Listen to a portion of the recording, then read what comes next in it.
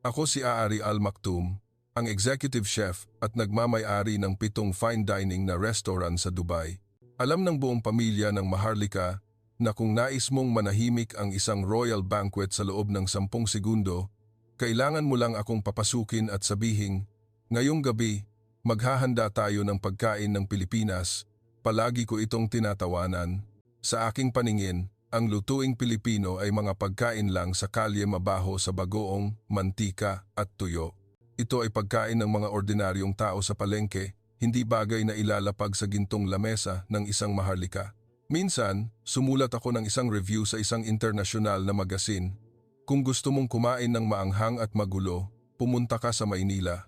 Ngunit kung gusto mong tikman ang kagandahan ng lasa, manatili ka sa Dubai. Kumalat ang kolum na iyon at naging meme pa sa mga Arabong chef. Ngunit isang araw, ipinatawag ako ni Sheikh Mohammed bin Zayed. Marahan siyang nagsalita ngunit matatag. Aari, ikaw ang magiging head chef para sa hapunan ng mga importanteng panauhin mula sa 10 bansa at kailangan mong maghanda ng kahit isang putahing Pilipino sa hapagkainan. Muntik na akong bumagsak sa sahig. Nagmakaawa ako, kamahalan, maaari po bang baguhin ninyo ang inyong isip? Ngunit tumanggi siya at sinabing, narinig ko na sobra mong hinahamak ang lutuing Pilipino, kaya kailangan mong mag-aral ng personal sa Maynila sa loob ng 3 araw. Kung bumalik ka at ganoon pa rin ang tingin mo, hindi kita pipilitin. Wala akong pagpipilian. Makalipas ang 3 araw, lumapag ako sa Ninoy Aquino International Airport na puno ng pagkamuhi. Sinalubong ako ng mainit at maalinsangang hangin na parang basang tuwalya. Ang dami ng tao ay halos nakasasakal at ang mga anunsyo sa Tagalog ay hindi ko maintindihan. Walang ano-ano. Naitaas ko ang kamay ko para takpan ang ilong ko. Ang VIP van na inihanda ng Maharlika ay naipit sa gitna ng EDSA ng halos 1 oras. Sobrang traffic na gusto ko nang umiyak. Binuksan ko ang bintana at nakita ko lang ang mga naghahabulang motorsiklo, ang ingay ng mga jeepney at ang amoy ng usok ng tambutso na hinaluan ng amoy ng street food na pumasok sa loob. Nabulong ko sa sarili ko, ito na ang Pilipinas. Sa wakas, umusad ang sasakyan. Ngunit ang ikinagulat ko ay nang may dumaang ambulansya na nakasirena. Lahat ng sasakyan sa harap, maging ang Benz o ang tricycle, ay sabay-sabay na tumabi nang walang nagbubusina. Kumunot ang noo ko, bakit kailangang mag-aksaya ng oras para sa isang ambulansya? Sa Dubai, may espesyal na lane kami para sa Maharlika. Ngumiti ang driver at sumagot sa Ingles na may puntong Filipino. Dito po, naniniwala kaming pantay-pantay ang buhay ng lahat, mayaman man o mahirap. Tumawa ako sa aking lalamunan. Pantay-pantay? Bakit ang dami pa ring mahirap? Hindi siya sumagot, ngumiti lang siya ng mas malawak. Dumating ako sa isang 6-star hotel sa Makati. Ang suite na tinutuluyan ko ay nagkakahalaga ng 20,000 bawat gabi, ngunit pakiramdam ko ay masyado pa ring mura. Ang kurtina ay manipis at tanaw ko ang isang gusali na ginagawa na puno ng alikabok. Agad kong kinuha ang telepono at nag-post ng story.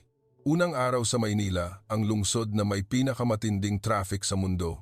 Bago matulog, nakatanggap ako ng mensahe mula sa executive chef ng Maharlika. Bukas ng umaga, 7 a.m., may susundo sa iyo papunta sa totoong palengke. Sumagot ako. Wala akong interes sa street market. Ang fine dining style lang ang kailangan ko. Wala siyang sinagot. Kinabukasan, tumigil ang van sa tapat ng lobby sa tamang oras. Ang driver ay isang lalaking nasa 50s, nakasuot ng malinis na puting polo shirt. Nagmano siya sa akin ng may paggalang. Magandang umaga, Sir Ari. Ako po si Mang Leo. Dadalhin ko kayo sa palengke ng Quiapo. Sumakay ako sa sasakyan na puno ng inip, ngunit ang matutuklasan ko sa susunod na 3 oras ay magpapabago sa akin. At iyon ang simula ng 3 araw na magpapabago sa akin habang buhay. Hindi ko pa alam na ang bagoong na tinatawag kong mabaho ay malapit nang maging isang bagay na ilalagay ko sa plato ng Maharlika ng Dubai sa loob ng ilang buwan. Ngunit sa ngayon, isa pa rin ako sa dating Aari, ang taong tumatawa sa Pilipinas at makakaharap ko ang pinakamasakit na katotohanan sa aking buhay. Ang aking ikalawang araw sa Maynila ay nagsimula sa inis na level 10. Ang van ni Mang Leo ay lumiko. sa isang maliit na eskinita na puno ng mga kariton na nagtitinda. Ang amoy ng pritong mantika na hinaluan ng amoy ng tuyo ay agad na pumasok sa aking ilong nang buksan ko ang bintana. Itinaas ko ang manggas ng aking damit upang takpan ang ilong ko, hindi pinansin ang tingin ni Mang Leo. Nandito na tayo, palengke ng Quiapo, sabi niya. Ngumiti ng malapad na kita ang gintong ngipin. Bumaba ako sa sasakyan gamit ang aking mamahaling sapatos na Italian leather. Ang sahig ng palengke ay basa mula sa natutunaw na yelo at may mga dahon ng gulay na lumulutang sa nakatayong tubig. Isang tindera ang sumigaw ng napakalakas sa kaniyang customer, kaya nagulat ako. Otomatikong umatras ako ng isang hakbang. Ito ba iyon? Tanong ko. Opo, sagot ni Mang Leo. Ang tunay na wet market ng Maynila. Tumingin ako sa paligid. Walang bubong, walang malamig na aircon, walang magagandang LED lights, walang digital price tags. Mayroon lang mga lumang wooden stalls na siksikan kaya't halos hindi ka na makadaan. Isang tindera ang nakasuot ng lumang sando, nakaupo at nagbabalat ng niyog gamit ang malaking kutsilyo. Ang mga bata ay naglalaro sa gitna ng basang basura. Pakiramdam ko ay napunta ako sa ibang mundo, isang mundo na hindi ko kailanman gustong maranasan. Naglakad si Mang Leo patungo sa isang tindera. Aling Nena, mayroon akong customer mula sa Dubai. Gusto niyang makita ang pinakamagandang produkto ng ating palengke. Tumingala si Aling Nena, ngumiti ng nakapikit ang mata. Ay, ang gwapo namang Arabo. Gusto mo bang kumain ng kinilaw? At agad siyang kumuha ng isang kutsara ng kinilaw na tanige na may sili at suka at inabot sa akin. Umatras ulit ako. Salamat po. Pero kakatapos ko lang kumain ng almusal. Tumawa si Aling Nena ng malakas. Ay, masama ba ang loob mo? Hayaan mong gumawa ako ng sausawan para sa iyo. Maanghang at maasim para gumana ang pakiramdam mo. Bago pa ako makatanggi, nagsimula na siyang magbayo ng sili at bawang sa isang lusong. Ang malakas na tunog ay sumabay sa amoy ng sili na lumilipad sa hangin kaya nangati ang ilong ko. Tumingin ako kay Mang Leo, humihingi ng tulong. Ngunit ngumiti lang siya ng mas malawak. Tikman mo po, Sir Ari. Ito ang totoong Pinoy. Gusto kong tumanggi, ngunit natakot ako na maging bastos. Kaya inabot ko ang kutsarang inalok ni Aling Nena. Nang pumasok ang unang kagat sa aking bibig, muntik na akong sumigaw. Ang anghang ay halos makapamanhid sa dila ko at ang asim ay nagpaluha sa akin. Pero bakit ang sarap? Ang apat na lasa ay naghalo ng perpekto maanghang, maasim, matamis at maalat. Lahat ay nagkaisa sa aking bibig at naging musika. Tumayo ako ng tahimik sa loob ng 3 segundo. Tumawa si Aling Nena. Oh, anong pakiramdam, gwapong Arabo? Natakot akong mapahiya kaya tumango lang ako ng bahagya. Hindi masama. Tumawa ng malakas si Mang Leo. Hindi masama? Sige, dalhin kita sa mas maganda pa. Naglakad siya sa unahan. Dumaan kami sa mga nagtitinda ng malalaking hipon na gumagalaw pa rin sa palanggana, dumaan sa mga nagtitinda ng halamang gamot na may matapang na amoy, at dumaan sa mga tindahan ng bagoong na may daan-daang garapon na nakahanay. Sa bawat dinaanan namin, inalok ako ng tindera ng pagkain nang hindi ako tinatanong. Hilaw na mangga na may bagoong, mainit na kakanin, at inihaw na isaw na nakatusok sa mahabang patpat. Nagsimula akong makaramdam ng kakaiba. Bakit ang sarap ng mga pagkain ito na mukhang marumi? At sa wakas, dumating kami sa isang tindahan ng daing na bangus. Ang may-ari ay isang matandang lalaki na may puting buhok. Inihaw niya ang isang malaking bangus sa apoy at ang amoy ay kumalat sa buong palengke. Tikman mo, anak. Ang isdang ito ay nahuli kahapon at namatay kaninang 4 AM. Nag-aalangan ako, ngunit sa huli, pinutol ko ang filet ng inihaw na isda at inilagay sa aking bibig. Malutong sa labas, malambot sa loob at tamang-tama lang ang tamis at alat. Kumain ako ng 3 kagat nang hindi ko namamalayan. Marahang tumawa ang matandang lalaki. Gustong-gusto ng Arabo ang isda ng Pilipinas, ano? Tumango ako nang hindi nag-iisip at sinabi niya ang linyang hinding-hindi ko malilimutan. Ang mga Arabo ay may disyerto, kami ay wala. Ngunit mayroon kaming mga dagat. Ang mga Arabo ay may langis. Kami ay wala. Ngunit mayroon kaming kabaitan. Ang mga Arabo ay may maraming pera. Kami ay wala, ngunit mayroon kaming lasa. Tumayo ako ng tahimik. Tinapik ako ni Mang Leo sa balikat. Tara na, marami ka pang ikagugulat. Sa daan pabalik, nanatili akong tahimik. Paulit-ulit na umiikot sa isip ko ang mga larawan ng palengke marumi, ngunit puno ng buhay. Ang mga taong nakangiti kahit pagod, ang mga batang naglalaro sa gitna ng amoy ng pagkain, ang mga tinderang tumatawag sa mga customer ng may tawanan. Nagsimula akong makaramdam ng isang bagay na hindi ko maipaliwanag, parang may isang bagay na dahan-dahang gumagapang sa aking puso at lalamunin nito ang aking pagmamataas ng paunti-unti. Nang gabing iyon, pagbalik ko sa hotel na busog, binuksan ko ang notes sa aking telepono at nagtipa ng mensahe sa executive chef ng Maharlika. Baka kailangan kong humingi ng paumanhin sa kamahalan. Hindi ko pa lubos na naintindihan ang lahat, ngunit nagsisimula na akong maintindihan na matagal na akong nagkakamali.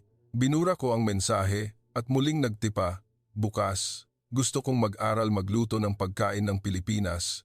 Maghanap po kayo ng isang mahusay na guro para sa akin. Ipinadala ko ito nang hindi ko alam kung ano ang ginagawa ko. Nang gabing iyon, napanaginipan ko ang bagoong, napanaginipan ko ang lasa na maanghang, matamis at maalat, at napanaginipan ko ang mukha ni Aling Nena na nakangiti sa akin sa gitna ng palengke na hinamak ko. Nagising ako na may pakiramdam na hindi ko pa kailanman naramdaman isang pag-usisa na magdadala sa akin sa bagay na pinakakinatatakutan ko, ang pagtanggap na ako ay nagkamali. Ang ikatlong araw ko ay nagsimula ng 5 a.m., hindi dahil sa jetlag kundi dahil natatakot akong mahuli. Naghihintay na si Mang Leo sa lobby mula pa noong 4:30 a.m. Nagmano siya sa akin at inabot ang isang brown paper bag. Kakanin at mainit na kape po. Kumain muna kayo bago mag-aral magluto. Inabot ko ito ng may hiya. Kahapon, hinamak ko ang palengke. Ngunit ngayon, kumakain ako ng kakanin mula sa kaniyang paper bag. Dinala kami ng sasakyan patungo sa labas ng lungsod, dumaan sa mga lumang bahay na nakahanay sa tabi ng ilog. Ang mga tricycle ay nakahanay sa bungad ng mga eskinita. Sa huli, huminto kami sa harap ng isang 2 palapag na bahay na may bubong na yero. Isang handwritten wooden sign ang nakasabit, kusina ni Lola Sion, pagtuturo ng tunay na lutuing Pilipino.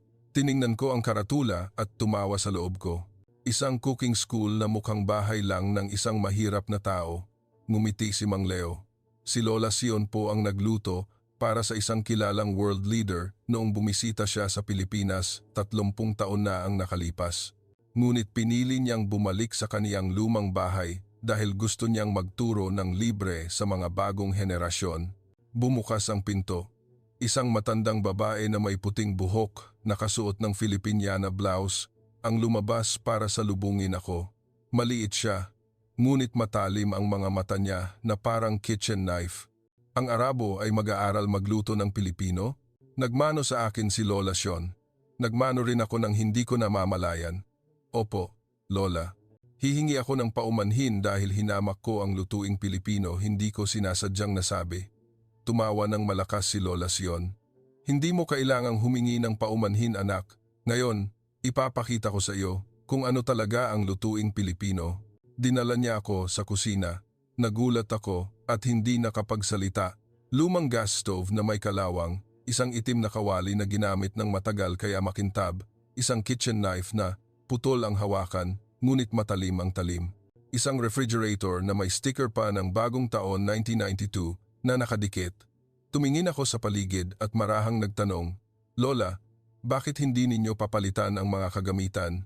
Kinuha ni Lola Sion ang isang garapon ng bagoong at inalog. Ang mga bagong gamit, anak, ay hindi makapagpapabuti sa pagkain. Ang nagpapabuti sa pagkain ay ang kamay at puso ng tao. Binuksan niya ang isang malaking basket. Sa loob ay may berdeng sili, sibuyas, sampalok at sariwang dahon ng tanglad. Ngayon, gagawa tayo ng kare-kare at pansit bihon, sabi niya.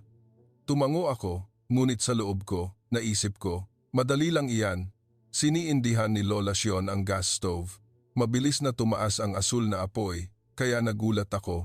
Kinuha niya ang sariwang gata mula sa isang niyog, nakakagatas lang niya at ibinuhos sa kawali. Ang amoy ng sariwang gata ay kumalat sa buong bahay. Hindi ko na malayang huminga ako ng malalim. Naranasan mo na bang maamoy ang ganitong sariwang gata, anak? Tanong ni Lola. Umiling ako. Kumuha siya ng isang kutsara ng gata at ipinatikim sa akin. Matamis, mataba at mabango, kaya napapikit ako nang hindi ko namamalayan. Pagkatapos, nagsimula si Lola Sion na magbayo ng bagoong na may halong sangkap ng kare-kare. Ang tunog ng lusong ay parang musika. Hindi siya gumamit ng blender, hindi siya gumamit ng mamahaling marble mortar. Ang ginamit lang niya ay ang luma niyang wooden mortar na may basag na gilid. "Bakit hindi kayo gumagamit ng blender, Lola?" tanong ko. Ngumiti siya. Ang blender, pinaiinit nito ang bagoong ng sobra at magiging mapait ang lasa. Ngunit ang wooden mortar ay dahan-dahan nitong ilalabas ang amoy. Matagal akong tumayo, pinanood siyang nagbabayo. Pawisan ang mukha ko, ngunit nakangiti pa rin siya. Makalipas ang 30 minuto, ang kulay orange na kare-kare paste ay nasa lusong na. Inilagay niya ito sa kumukulong gata sa kawali. Ang amoy ng tanglad at dahon ng laurel ay umakyat, kaya naglaway ako. Nanginginig akong tumayo. "Tikman mo," sabi ni Lola. Kumuha ng isang maliit na kutsara at inabot sa akin. Hinipan ko ito at inilagay sa aking bibig. Mainit, ngunit hindi masakit sa lalamunan. Matamis ito mula sa gata, ngunit hindi nakakaumay. Mabango ito mula sa mga sangkap, kaya gusto kong umiyak. "Bakit? Bakit ang sarap?" tanong ko, nanginginig ang boses. Marahang sumagot si Lola Sion, "Dahil ginawa namin ito ng may puso, anak. Ang mga Arabo, nagluluto kayo ng may pera, ngunit ang mga Pilipino, nagluluto kami ng may pagmamahal." Tumayo ako ng tahimik. Pagkatapos, tinuruan ako ni Lola na gumawa ng pansit bihon. Ginamit niya ang parehong kawali na ginamit niya sa kare-kare. Hindi niya ito hinugasan. Ang amoy ng kare-kare na natira sa kawali ay magpapabango sa pansit. Sinubukan kong magluto mag-isa. Nanginginig ang kamay ko kaya naputol ang noodles, dumulas ang hipon mula sa sandok. Tumawa si Lola Sion. "Huwag kang mag-alala, anak. Ang pansit ay niluluto ng may puso, hindi ng kamay." Sa huli, hindi maganda ang kalalabasan ng pansit ko. Naputol ang noodles, sobrang luto ang hipon. Ngunit kumuha si Lola ng isang kagat at tumango. "Masarap, anak. May puso." Kinain ko ang pansit na niluto ko. Hindi ito perpekto, ngunit napaiyak ako nang hindi ko namamalayan. Umupo sa tabi ko si Lola Sion. "Nagtaka ka ba kung bakit mayaman ang mga Arabo, ngunit malungkot pa rin ang marami sa kanila?" Natahimik ako. Dahil ang mga Arabo ay may lahat maliban sa kaligayahan mula sa maliliit na bagay. Ngunit ang mga Pilipino ay mahirap, ngunit masaya kami mula sa lasa ng isang plato ng bagoong, mula sa ngiti ng isang tindera, mula sa tawanan sa isang palengke. Yumuko ako. Nang gabing iyon, hinatid ako ni Mang Leo pabalik sa hotel. Sa daan, nakita ko ang isang billboard ng internasyonal na gala dinner sa Dubai, ang event na ako ang magiging head chef sa loob ng 3 buwan. Kinuha ko ang aking telepono at nagtipa ng mensahe sa executive chef ng Maharlika. Hinihiling ko na baguhin ang menu. Ihahain ko ang kare-kare at pansit bihon. Ngunit gagawin ko itong isang putahe na magpapatahimik sa Maharlika ng Dubai sa loob ng 10 segundo. Ipinadala ko ito at nagmano ako kay Mang Leo. "Salamat po sa pagdadala sa akin kay Lola Sion." Ngumiti si Mang Leo. "Marami ka pa pong ikagugulat bukas." Ipinikit ko ang aking mga mata. Ang isip ko ay puno ng amoy ng gata, amoy ng tanglad, at sarili kong luha. 3 araw sa Maynila. Hindi pa ako nakakarating sa kalagitnaan, ngunit alam ko na, talo na ako. Talo ako sa Pilipinas. Talo ako sa isang garapon ng bagoong. Talo ako sa isang matandang babae na walang bagong gas stove, ngunit may pusong mas malaki pa kaysa sa buong disyerto. At iyon ang katapusan ng dating aari, at ang simula ng bagong aari na babalik sa Dubai, kasama ang katotohanang walang sinuman ang gustong marinig. Ang pinakadakilang pagkain sa mundo ay hindi ipinanganak sa gintong kusina, kundi sa isang lumang wooden kitchen na puno ng pagmamahal. Nang gabi ng 3 araw, nakatanggap ako ng tawag mula sa Dubai. Ang boses ng executive chef ay puno ng galit. "Aari, nababaliw ka na ba? Ihahain mo ba talaga ang pansit at kare-kare sa lamesa ng Maharlika?" Nanahimik ako sa loob ng 3 segundo at sumagot sa boses na hindi ko pa kailanman nagamit. "Opo, at gagawin ko itong manahimik ang kamahalan sa loob ng 10 segundo." Ang kabilang linya ay natahimik bago huminga ng malalim. Kung gayon, kailangan mong patunayan sa akin muna. Bukas ng umaga, isang tasting committee ang lilipad papunta sa Maynila. Kung hindi papasa ang putahing Pilipino mo, aalisin ka agad sa posisyon mo bilang head chef. Ibinaba ko ang telepono at nanginginig ang kamay ko. Nang gabing iyon, hindi ako nakatulog. Naglakad ako ng paikot-ikot sa aking mamahaling suite. Binuksan ko ang computer at tiningnan ang aking fine dining recipes sa Dubai, foie gras, Wagyu A5, caviar. Lahat ay perpekto, lahat ay mahal at kumikinang. Ngunit bakit pakiramdam ko ay walang laman? Kinuha ko ang telepono at tinawagan si Lola Sion ng 2 a.m. Lola, kailangan ko ng tulong. Tumawa ng marahan si Lola, ang boses ay inaantok. Halika anak, may bakanting kwarto ako para sa iyo. Nang ika-4 na araw, dinala ko ang aking mga chef uniform sa bahay ni Lola. Nagmano si Lola sa akin at dinala ako sa maliit na kusina na hinamak ko kahapon. Ngayon, gagawa tayo ng putahe na talagang magpapatahimik sa maharlika ng Dubai, sabi ni Lola. Kinuha ang basket at pumunta sa palengke ng 5 a.m. Sumama ako. Ngayon, hindi ko na tinakpan ang aking ilong. Bumili kami ng malalaking hipon, sariwang niyog, tanglad at berdeng sili. Sinabi sa akin ni Lola na ang magandang sangkap ay hindi kailangang maging mahal, kailangan lang na maging sariwa. Pag-uwi namin, pinabayo ako ni Lola ng bagoong ng mag-isa. Nagbayo ako hanggang sa manginig ang aking braso at tumulo ang luha ko. Hinawakan ni Lola ang kamay ko at marahang nagsalita, "Dahan-dahan anak, hayaan mong huminga ang sili." Nagpatuloy ako hanggang sa naging mabango ang bagoong paste. Pagkatapos, pinagawa ako ni Lola ng kare-kare na may foie gras. Oo, foie gras ang bagay na hinangaan ko bilang pinakamahusay sa mundo. Pinakuluan ito ni Lola sa kare-kare na ako mismo ang nagbayo. Nagulat ako at sumigaw, "Lola, masisira ang pagkain." Ngumiti si Lola, "Malalaman mo rin." Kumuha siya ng foie gras na tamang-tama ang luto at inilagay sa isang dahon ng saging.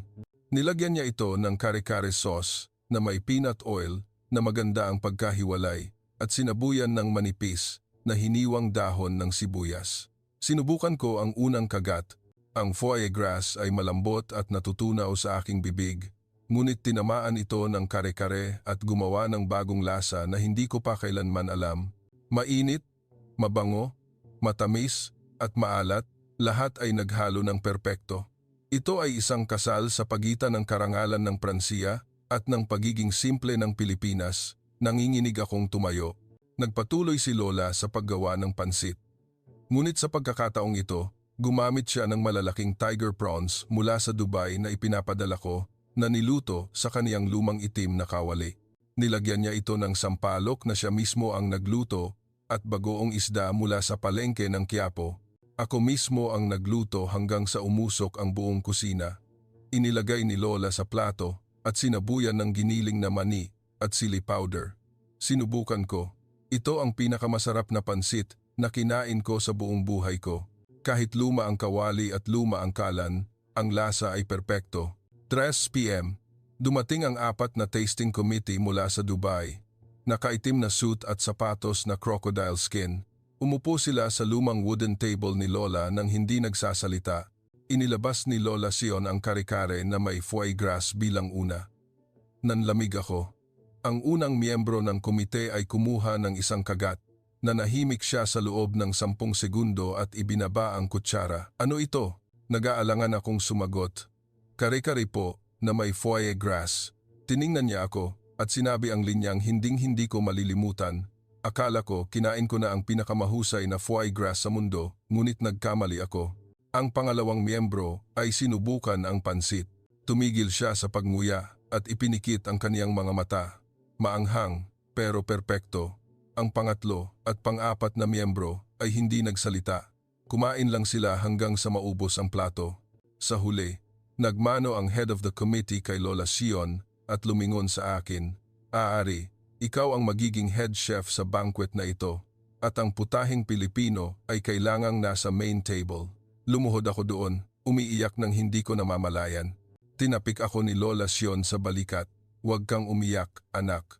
Nagsisimula pa lang tayo. Nang gabing iyon, tinawagan ko ang executive chef ng Maharlika. Pumasa po ako. At gagawin ko talagang manahimik ang kamahalan sa loob ng 10 segundo. Tumawa ang kabilang linya. Hinihintay ko. Ibinaba ko ang telepono at lumingon kay Lola Sion. Lola, hindi ko pa lubos na naiintindihan ang lahat, ngunit nagsisimula na akong malaman kung bakit ang lutuing Pilipino ay napakadakila. Ngumiti si Lola. Bukas, dadalhin kita sa taong magpapaintindi pa sa iyo. Ipinikit ko ang aking mga mata. Ang isip ko ay puno ng lasa ng kare-kare na may foie gras, ang lasa na naghalo ng karangalan at pagpapakumbaba. Alam ko na, papasok ako sa pinakamalaking pagbabago sa aking buhay, ang punto kung saan kailangan kong itapon ang aking pagmamataas para tanggapin ang masakit, ngunit magandang katotohanan, ang katotohanan na tinatawag na lutuing Pilipino. At bukas, makakaharap ko ang bagay na magpapaluha sa akin ng mas matindi pa kaysa ngayon. Nang 5:00 ng umaga, nagising ako ng 4:30 a.m. Nakatayo na si Lola Sion sa harap ng bahay kasama ang isang lumang motorsiklo. Inihagis niya sa akin ang isang kupas na pink helmet. Sakay na, anak. Malayo-layo ang pupuntahan natin ngayon. Tiningnan ko ang motorsiklo at lumunok. Lola, saan po tayo pupunta? Sa bahay ng kapatid ko sa Bulacan. Nagluto siya para sa misa ng 40 taon. Sumakay ako nang hindi na nagtanong pa. Umalis ang motorsiklo sa Maynila habang madilim pa ang langit. Malamig ang hangin sa mukha ko at ang amoy ng mga palayan ay kumalat sa hangin. Pagkatapos ng 2 oras, huminto kami sa harap ng isang lumang simbahan sa tabi ng Ilog Pasig, isang simbahan na walang pangalan, walang turista, mayroon lang mga pari at mga taga-baryo na nag-aalay ng tahimik. Dinala ako ni Lola sa likod ng simbahan. May isang matataas na wooden shed doon na may 3 wood-fired stoves na nakahanay.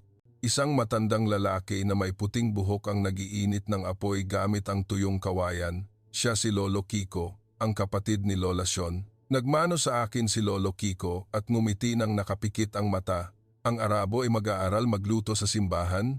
Nagmano rin ako. Opo, Lolo. Gusto ko pong malaman kung ano ang pinakatunay na lutuing Pilipino. Tumawa ng malakas si Lolo Kiko kaya lumipad ang mga ibon. Ang pinakatunay na pagkain ay ang pagkain na walang natira kahit isang butil. Dinala niya ako para tingnan ang isang malaking rice cooker na nagpapasingaw sa wood-fired stove. Ang amoy ng bagong lutong bigas ay nagpalaway sa akin. Pagkatapos, tinulungan ko si Lolo na hiwain ang kangkong gamit ang putol na kutsilyo. Muntik na akong masugatan. Tumawa si Lolo at dahan-dahang hinawakan ang kamay ko. Anak, ang kangkong ay kailangang hiwain ng pahilis para humaba ang fiber at maging crispy. Nang araw na iyon, gumawa kami ng 4 na putahe para ialay sa mga pari.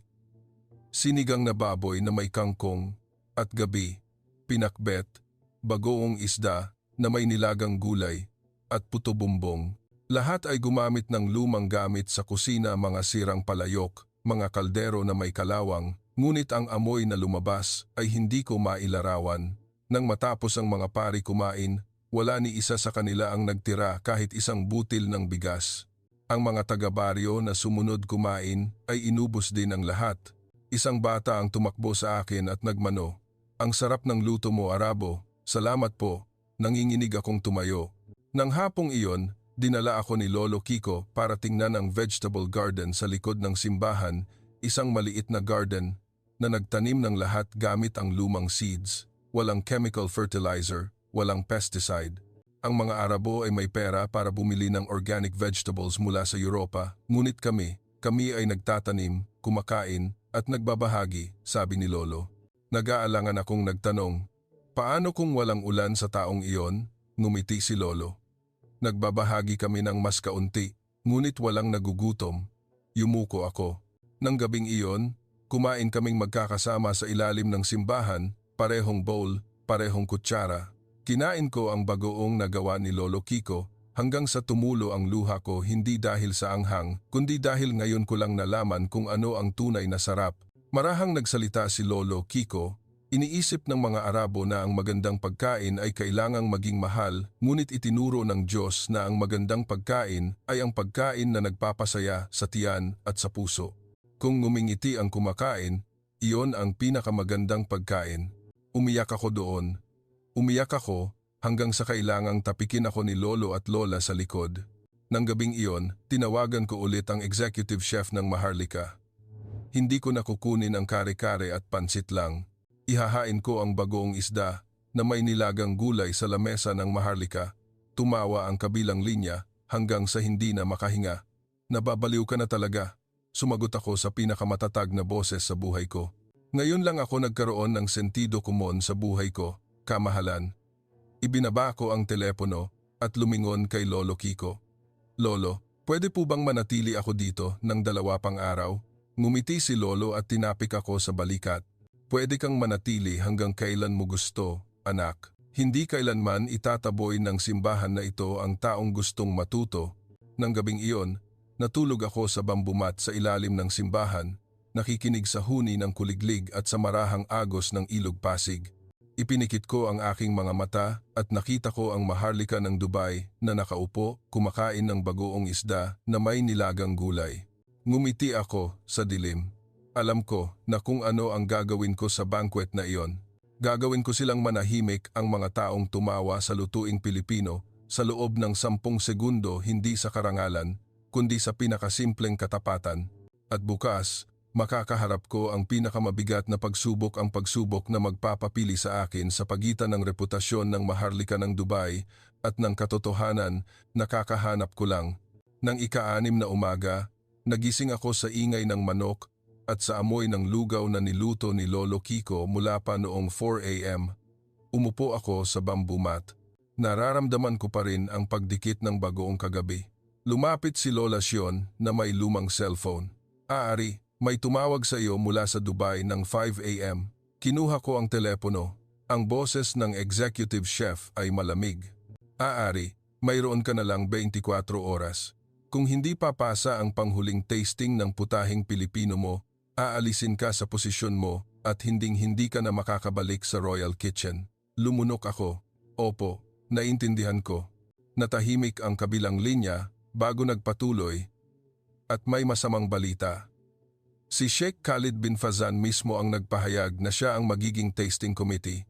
Siya ang taong pinakamaraming tumawa sa lutuing Pilipino sa Maharlika. Kung hindi mapatahimik ng putahe mo ang kamahalan sa loob ng 10 segundo, alam mo na ang resulta. Ibinaba ko ang telepono. Nanginginig ang kamay ko. Lumapit si Lolo Kiko. Anong nangyari, anak? Ikinuwento ko sa kaniya ang lahat. Umupo si Lolo sa tabi ko at nagsalita ng marahan. Kung natatakot ka na masira ang reputasyon mo, ibig sabihin, hindi mo palubos na naiintindihan ang lutuing Pilipino. Hindi kailanman natakot ang lutuing Pilipino sa sinuman dahil hindi ito kailanman nangailangan na patunayan ang sarili sa sinuman. Nanahimik ako. Nang hapong iyon, dinala ako ni Lolo Kiko sa malaking kitchen ng simbahan. May isang malaking event ngayon. Nagtipon ang mga taga-baryo para magluto ng pagkain para sa libu-libong tao. Nakita ko ang isang eksena na halos nagpabagsak sa akin. Ang mga mahihirap, ang mga may kapansanan, ang mga matatanda, ang mga ulila, lahat ay nagtutulungan sa pagluluto ng may ngiti. May isang nagbabayo ng bagoong, may isang naghuhugas ng gulay, may isang naghahanda ng kanin.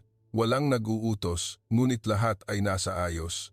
Nagtanong ako kay Lolo, Lolo, bakit ninyo sinasayang ang oras sa pagluluto ng libre? Sumagot si Lolo, dahil nagutom kami dati, anak. Ayaw naming may magutom pa. Nanginginig akong tumayo. Nang gabing iyon, natapos namin ang halos 10,000 plato ng pagkain, ngunit ang nagpaiyak sa akin ay walang nagtira kahit isang kagat ng pagkain. Lahat ng plato ay naubos. Nang gabing iyon, nagdesisyon ako. Gagawin ko ang pinakasimpleng menu, ang menu na hindi pa kailanman kinain ng sinuman sa Maharlika ng Dubai, bagoong isda na may nilagang gulay, inihaw na tilapia, kanin at ginataan para sa sopas. Tinawagan ko ang executive chef ng Maharlika ng 2 a.m. Ito lang po ang ihahain ko. Ang kabilang linya ay nanahimik ng matagal bago sumigaw, nababaliw ka na talaga. Sumagot ako sa pinakamahinahong boses sa aking buhay. Ngayon lang ako nagkaroon ng sentido komon sa buhay ko. Nang ika-7 umaga, lumapag ang Royal Plane mula sa Dubai sa Naiya. Dumating si Sheikh Khalid bin Fazan kasama ang 10 pang committee members. Naghihintay ako sa hotel na nakasuot ng puting chef uniform na tahi ni Lola Sion, walang royal logo, walang gintong palamuti. Pumasok si Sheikh Khalid na may malamig na mukha. Tiningnan niya ako at nagsalita sa boses na narinig ng lahat sa kwarto. Aari, sasayangin mo ba talaga ang oras ko sa pagkain sa kalye? Nagmano ako at sumagot, kamahalan, pakiusap, tikman muna ninyo. Kinuha ko ang isang bamboo tray at inilagay sa gitna ng gintong lamesa, bagoong isda sa isang earthen pot, sariwang nilagang gulay na kakagaling lang sa garden ng simbahan, crispy na inihaw na tilapia na niluto ni Lolo Kiko, kanin na nakabalot sa dahon ng saging, at ginataan na niluto ni Lola Sion. Lahat ay nanahimik sa kwarto. Tiningnan ni Sheikh Khalid ang tray at tumawa. Ito ba ang ihahain mo sa Maharlika? Marahan akong sumagot. Opo, kamahalan. Dahil ito ang pagkain na nagpakain sa Pilipinas ng libu-libong taon. At ngayon, pakiusap, tikman ninyo ito nang may walang laman na puso. Kinuha niya ang kutsara nang nanginginig ang kamay. Kinuha niya ang unang kagat ng bagoong isda. Lumipas ang 10 segundo, ang kwarto ay tahimik. Ibinaba ni Sheikh Khalid ang kutsara, ang mga mata niya ay namula, at nagsalita siya sa nanginginig na boses. Aari, inakala kong ang magandang pagkain ay kailangang maging mahal, ngunit nagkamali ako. Lumingon siya sa committee at sinabing, tikman ninyo ito ngayon. Lahat ay kumain, walang nagsalita. Tanging ang tunog lang ng kutsara ang naririnig. Makalipas ang 10 minuto, naubos ang tray. Itinaas ni Sheikh Khalid ang kamay niya para punasan ang luha niya at nagsalita sa pinakamahina niyang boses, Aari, ikaw ang magiging head chef sa banquet na ito. At ang menu na ito ang magiging pangunahing putahe. Ipapakita ko sa lahat ng Maharlika na ang tunay na kadakilaan ay wala sa presyo kundi sa lasa na nagpapangiti sa tao. Lumuhod ako doon, umiiyak ng nanginginig. Nakatayo si Lola Sion at Lolo Kiko sa sulok ng kwarto. Nagmano silang dalawa kay Sheikh Khalid. Lumingon si Sheikh Khalid sa kanila. Salamat sa inyong dalawa sa pagpapaintindi sa isang Arabo na tulad ko ng tunay na kahulugan ng salitang busog. Nang gabing iyon, tinawagan ko ang aking ina sa Dubai at ikinuwento ang lahat. Umiyak si mama sa telepono. Anak, sobrang ipinagmamalaki kita. Sumagot ako. Hindi ko po ito ginawa para sa reputasyon, ma. Ginawa ko po ito para sa mga taong nagutom noon at para sa mga taong nagugutom pa rin ngayon. Bago matulog, sumulat ako ng maikling note at ipinadala sa executive chef ng Maharlika. Babalik ako sa Dubai bukas. Kasama ko ang isang garapon ng bagoong at isang pusong na bago ng habambuhay. Ipinikit ko ang aking mga mata. Napanaginipan ko ang Maharlika ng Dubai na nakaupo, kumakain ng bagoong isda at nagngingitian. Alam ko na kung ano ang tunay na himala. Hindi ito ang pagpapahawak sa mayaman ng pagkain ng mahirap, kundi ang pagpapaintindi sa mayaman ng kahulugan ng salitang sapat. At bukas, babalik ako sa Dubai bilang unang Arabo na nagdala ng bagoong isda sa gintong lamesa. Bago ako bumalik sa Dubai, nakaupo pa rin ako sa ilalim ng simbahan kasama si Lolo Kiko at Lola Sion. Madilim na. At ang tanging naririnig lang ay ang huni ng kuliglig at ang marahang agos ng ilog Pasig. Nagtanong ako ng tanong na matagal nang nasa isip ko sa loob ng 7 araw. Lolo, Lola, kung talagang ihahain ko ang bagoong isda sa lamesa ng Maharlika at tatawanan nila ako? Kung sasabihin nila na ipinahiya ko ang Maharlika, ano ang gagawin ko? Sinindihan ni Lolo Kiko ang isang kerosene lamp at itinaas ito sa aking mukha.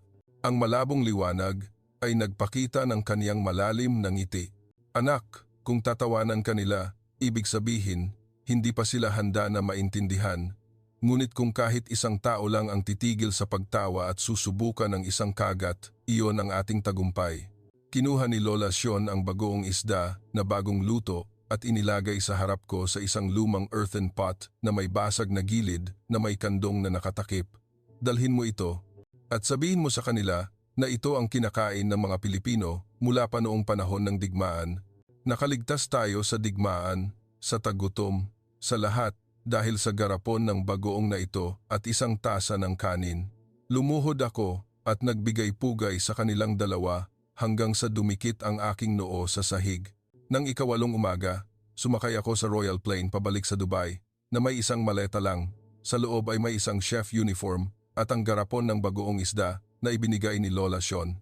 Sa loob ng 10 oras ng paglipad, hindi ako natulog. Sinulat ko ang buong bagong menu sa isang notebook. Bagoong isda na may nilagang gulay mula sa garden ng simbahan, crispy na inihaw na tilapia mula sa Quiapo, ginataan at kare-kare na may foie gras. At ang dessert ay puto bumbong mula kay Mang Leo. Pinangalanan ko ang menu na Ang Hapag ng Sapat. Lumapag ang eroplano sa Dubai habang lumulubog ang araw. Ang ginintuang disyerto ay kasing ganda pa rin, ngunit hindi na ako nakaramdam ng anuman. Naghihintay sa akin si Sheikh Mohammed bin Zayed sa palasyo kasama ang 30 pang miyembro ng Maharlika, kasama si Sheikh Khalid na pinakamaraming tumawa sa akin. Nagmano ako sa lahat sa istilong Pilipino. Marami ang nagtinginan sa isa't isa nang may pagtataka. Marahang nagsalita si Sheikh Mohammed, "Aari, mayroon ka lang 1 oras, hayaan mong humanga kami." Pumasok ako sa Royal Kitchen, ang kusina na dati ay akin. Ang kusina na puno ng mga kagamitan na nagkakahalaga ng milyon-milyon. Ngayon, ginamit ko lang ang isang kawali na pinadala ko agad mula sa Maynila, ang lumang itim na kawali na pinadala ni Lola Sean. Siniindihan ko ang gas stove at ibinuhos ang mantika. Ang ingay ay malakas at ang amoy ng mainit na kawali ay kumalat sa hangin. Binuksan ko ang garapon ng bagoong isda ni Lola. Ang matapang na amoy ay kumalat sa buong kusina. Maraming Arabong chef na dati kong mga katulong ay nagtakip ng ilong. Ngumiti ako at inilagay ang bagoong sa earthen bowls na espesyal na ginawa. Inayos ko ang nilagang gulay ng maganda. Inilagay ang crispy na tilapia sa gitna at binalot ang kanin sa dahon ng saging na kinuha ko sa isang market sa Maynila. Pagkatapos, lumabas ako na may hawak na bamboo tray. Nang mag-isa, walang katulong. Inilagay ko ang tray sa gitna ng 30 metrong gintong lamesa. Tahimik ang kwarto. Tiningnan ni Sheikh Khalid ang tray at tumawa ng malakas. "Ano ito? Pagkain ng mahirap mula sa Pilipinas?" Maraming miyembro ng Maharlika ang tumawa. Nagmano ako at nagsalita sa mahinahong boses. "Kamahalan, ito po ang pagkain na nagpakain sa Pilipinas ng libu-libong taon. Ngayon, hinihiling ko na tikman ninyo ito nang may walang laman na puso." Kinuha ko ang unang kagat ng bagoong isda at inabot kay Sheikh Khalid gamit ang sarili kong kamay. Tiningnan niya ako sandali at kinuha ang kutsara mula sa kamay ko. Pumasok ang unang kagat sa kaniyang bibig. 1, 2, 3, 10 segundo ang lumipas. Ibinaba ni Sheikh Khalid ang kutsara, ang mga mata niya ay namula, at ginawa niya ang isang bagay na hindi pa kailanman nakita sa palasyo. Tumayo siya, nagmano sa akin sa istilong Pilipino, at lumuhod sa harap ng bagoong isda na nasa tray. Tahimik ang buong kwarto. Pagkatapos, nagsalita siya sa nanginginig na boses. "Aari, humihingi ako ng paumanhin. Dati, tinawanan ko ang lutuing Pilipino, ngunit ngayon, kailangan kong magbigay pugay sa harap ng lahat. Ito ang pinakadakilang pagkain na kinain ko." Tumulo ang luha mula sa kaniyang mukha. Tumayo si Sheikh Mohammed at nagsalita sa malakas na boses. "Mula ngayon, ang hapag ng sapat ang magiging pangunahing menu sa bawat royal banquet. At ikaw, Aari Al Maktoum, ang magiging head chef habang buhay."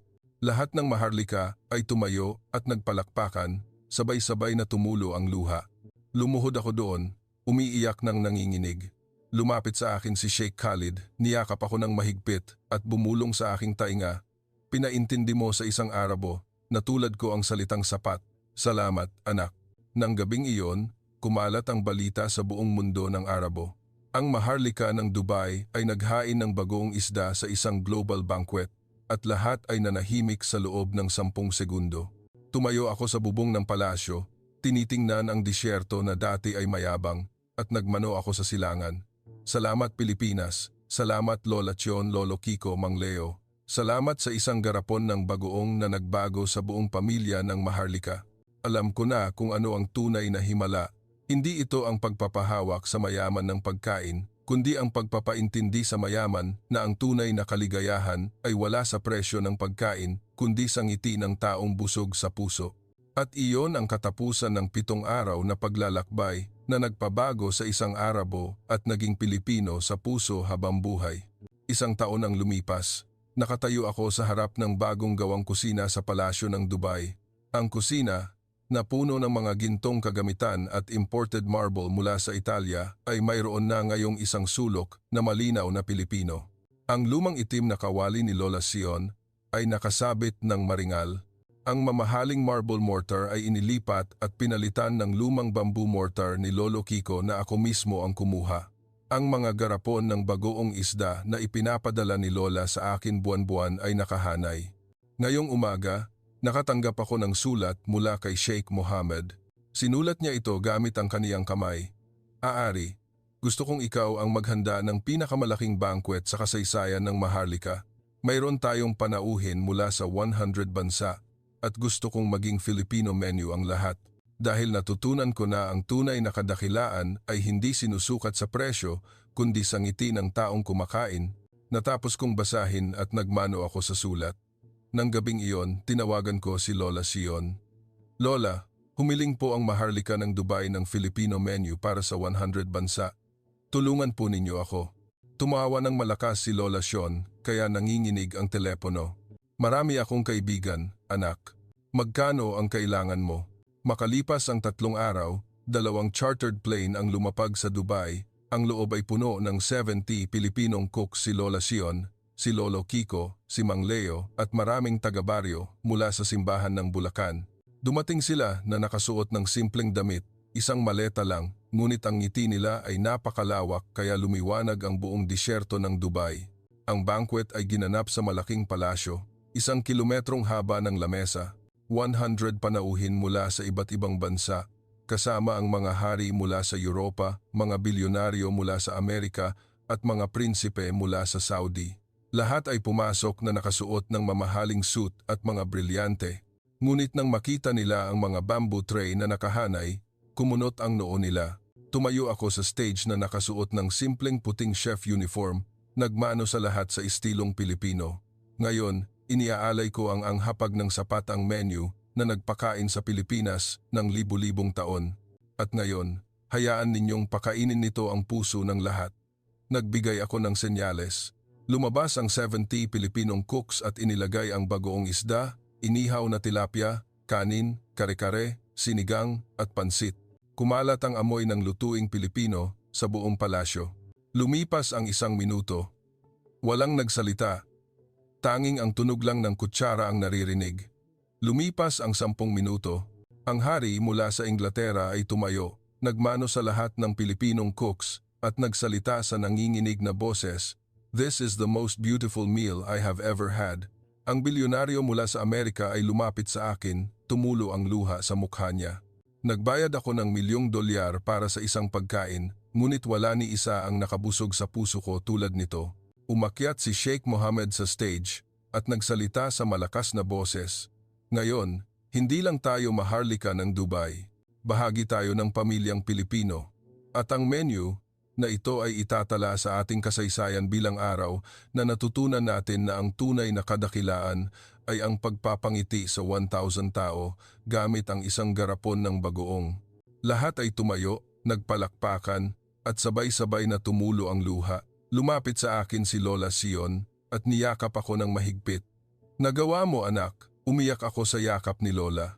Nang gabing iyon, tumayo ako sa bubong ng palasyo, tinitingnan ang disyerto na dati ay malamig. Ngunit ngayong gabi, ito ay mainit dahil sa ngiti ng 1,000 tao. Nagmano ako sa silangan at marahang nagsalita, "Salamat, Pilipinas." Salamat sa pagtuturo sa isang Arabo na tulad ko na ang tunay na kaligayahan ay wala sa pagkakaroon ng marami, kundi sa pagbabahagi ng sapat. At sa sandaling iyon, naintindihan ko na kung ano ang tunay na himala. Hindi ito ang pagpapahawak sa Maharlika ng bagoong, kundi ang pagpapaintindi sa Maharlika kung bakit nakangiti ang mga Pilipino kahit kaunti lang ang meron sila. Iyon ang pinakamalalim na aral na ibinigay sa akin ng Pilipinas, ang aral na tinatawag na kasapatan. Mabilis na lumipas ang 2 taon. Nakatayo ako sa harap ng bagong handwritten wooden sign sa Dubai. Ang karatula ay nakasulat sa Arabe at Tagalog, ang tindahan ng bagoong ni Lola, Dubai Branch 1. Ngayon ang unang araw ng pagbubukas. Nakasuot ako ng simpleng puting chef uniform, walang insignia. Sa tabi ko ay si Lola Sion na nakangiti ng nakapikit ang mata at si Lolo Kiko na nagiinit ng mock wood-fired stove na ginawa ko sa gitna ng tindahan. Ang mga taga-Dubai ay nakapila ng mahaba mula pa noong umaga. May mga Arabo, Europeo, Indian at Pilipino na nagtatrabaho sa Dubai. Lahat ay may pag-usisa. Totoo ba na umiyak ang Maharlika dahil sa bagoong? Ngumiti ako at nagmano sa lahat. Opo, at ngayon, tikman ninyo ito ng personal. Ang aming tindahan ay walang marble table, walang malamig na aircon. Mayroon lang mga mahahabang bamboo tables na nakahanay, may lumang ceiling fan na in-order ko mula sa Quiapo, at ang amoy ng bagoong isda ay kumalat sa hangin. 5 menu lang ang meron. Ang kabuuang presyo ay hindi hihigit sa 50 dirham, bagoong isda, plus nilagang gulay, plus salted egg, plus inihaw na tilapia, sinigang na hipon, pancit canton, mango sticky rice, at herbal drinks. Nang unang araw, naubos ang lahat sa loob ng 3 oras. Isang Arabong lalaki ang lumapit sa akin, tumutulo ang luha. Ipinanganak at lumaki ako sa Dubai. Ngunit ngayon ko lang nalaman kung ano ang pagkain na nagpapaalala sa akin ng tahanan. Niyakap ko siya. Nang gabing iyon, dumating si Sheikh Khalid sa tindahan ng hindi nagpapaalam. Nakasuot siya ng simpleng damit, tinatakpan ang sarili niya ng kufiya na ibinigay ko sa kaniya.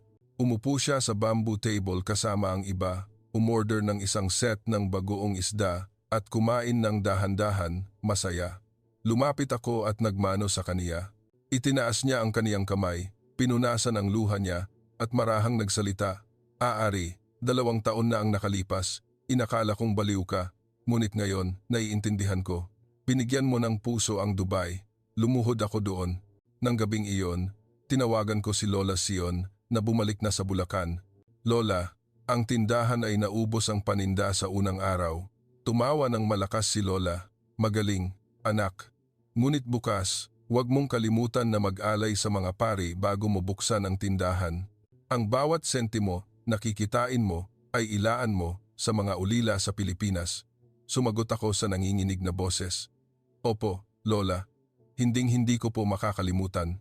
Makalipas ang 3 buwan, ang tindahan ng bagoong ni Lola ay mayroon ng 10 branches sa buong gitnang silangan. Bawat branch ay gumagamit ng lumang itim na kawali. Bawat branch ay may larawan ni Lola Chion, Lolo Kiko at Mang Leo na nakadikit sa harap. At bawat branch ay nagbibigay ng 30% ng kita sa mga ulila sa Pilipinas. Tumigil na ako sa pagiging executive chef ng Maharlika, ngunit mas masaya ako ng 100 beses kaysa noong sikat ako. Tuwing gabi, pagkatapos magsara ang tindahan, uupo ako at kakain ng bagoong isda ng mag-isa at magmano sa silangan. Salamat Pilipinas! Salamat sa pagtuturo sa isang Arabo na tulad ko na malaman ang salitang sapat at malaman ang salitang magbigay. Alam ko na kung ano ang tunay na buhay. Hindi ito ang pagkakaroon ng gintong lamesa, kundi ang pagkakaroon ng bamboo table kung saan lahat ay makakaupo at makakakain ng magkakasama.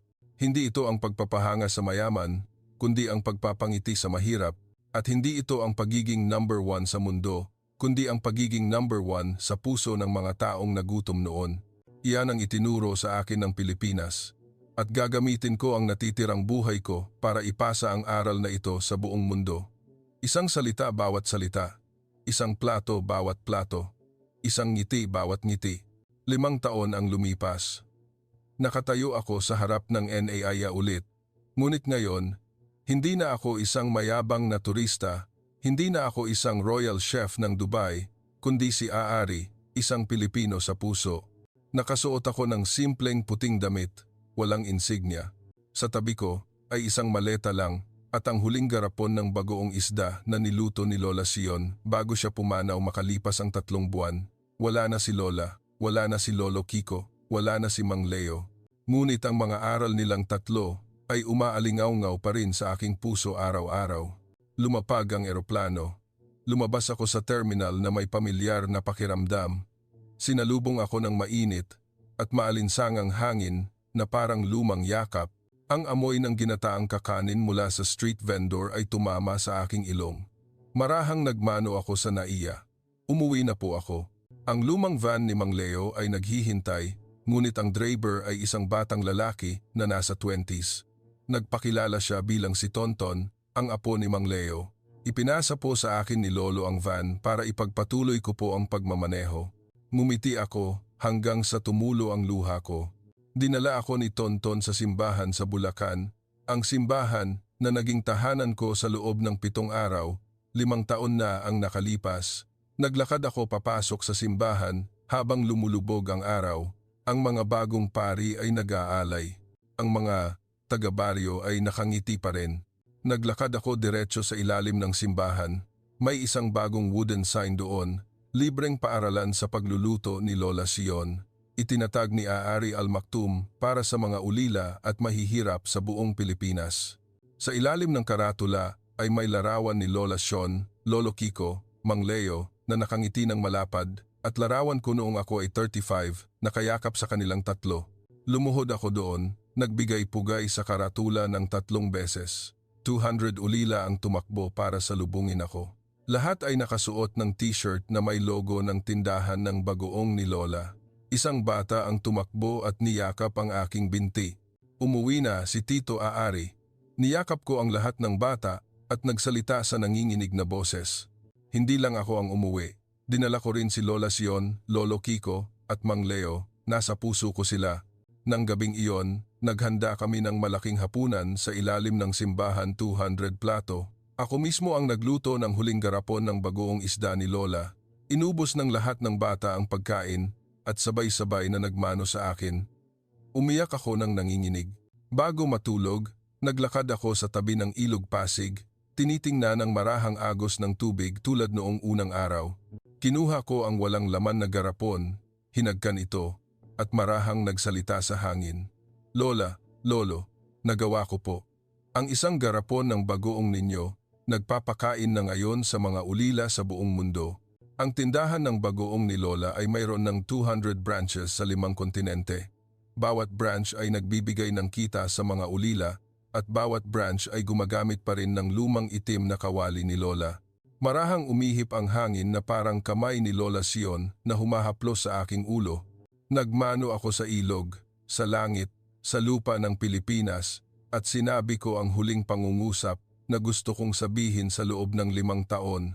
Salamat, Pilipinas. Salamat sa pagpapabago sa isang Arabo at naging ganap na tao. Salamat sa pagtuturo sa akin na ang tunay na kadakilaan ay hindi sinusukat sa pera kundi sa ngiti ng isang ulila na nabusog at sinusukat sa luha ng mayaman na nakakilala sa salitang sapat. Tinalikuran ko ang ilog at naglakad pabalik sa paaralan sa pagluluto. Bukas ng umaga, gigising ako at gagawa ng bagoong isda para sa 200 bata tulad ng ginawa ni Lola Sion at gagawin ko ito hanggang sa huling araw ng aking buhay. Dahil alam ko na, ang tunay na himala ng Pilipinas ay hindi ang pagpapaluha sa mayaman kundi ang pagpapangiti sa mahirap araw-araw. Ako si Aari Al-Maktoum. Dati akong royal chef ng Dubai. Dati akong mayabang, dati kong hinamak ang Pilipinas. Ngunit ngayon, isa lang akong ulila na tumanggap ng pagmamahal mula sa lupaing ito. At gagamitin ko ang natitirang buhay ko para ibalik ang pagmamahal na iyon sa pamamagitan ng isang garapon ng bagoong at 1,000 ngiti. Mabuhay. Umuwi na ako.